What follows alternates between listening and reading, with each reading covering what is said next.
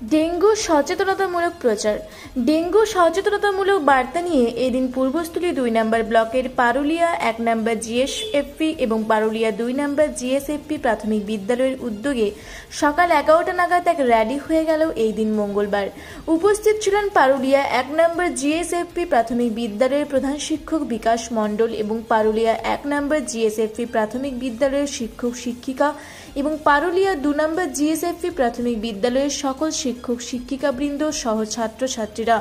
এই দিন প্রধান শিক্ষক বিকাশ মণ্ডল বলেন, সমাজের প্রত্যেকটা মানুষকে মনে রাখতে হবে বাড়ির পাশে জল জমতে দেওয়া যাবে না, কারণ এই জল থেকে ডেঙ্গুর মশা জন্মাবে।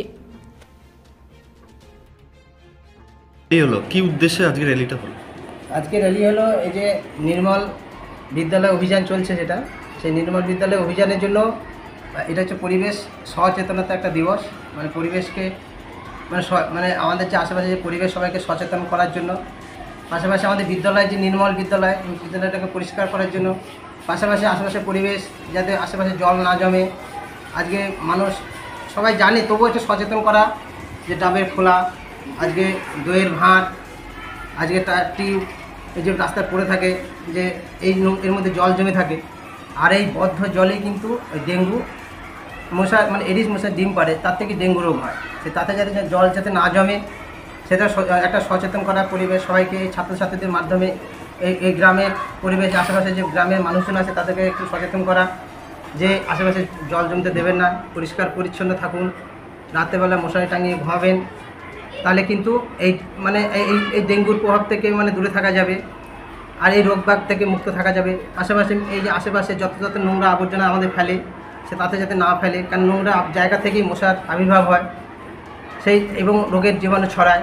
সেই জন্য আমরা চেষ্টা করছি যে মানুষকে এই ছাত্রছাত্রীদের র্যালির মাধ্যমে একটা সচেতনতা তৈরি করা আর কি, পরিবেশের মধ্যে, সমাজের মধ্যে, যাতে সবাই সুস্থ থাকতে পারে। এটা কোন স্কুলের উদ্দেশ্য?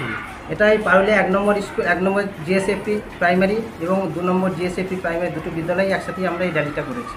এটা কতটা হলো র্যালিটা? এই র্যালিটা করেছি আমাদের এখান থেকে এই পারুলিয়া স্কুলে এই গেট দিয়ে পার হয়ে গিয়ে পারুলিয়া যে বাজার, সেই বাজার চত্বর, এই রবীন্দ্রসংঘ ক্লাব, এই বাজার চত্বর হয়ে পারুলিয়া এই পুরো বাজারটাকে ঘুরে আমরা এসেছি আর কি। এই আপনাদের স্কুলের ছাত্রছাত্রী এবং পার্শ্ববর্তী স্কুলের ছাত্রছাত্রী এবং গ্রামবাসীদের বার্তা কী দেবেন?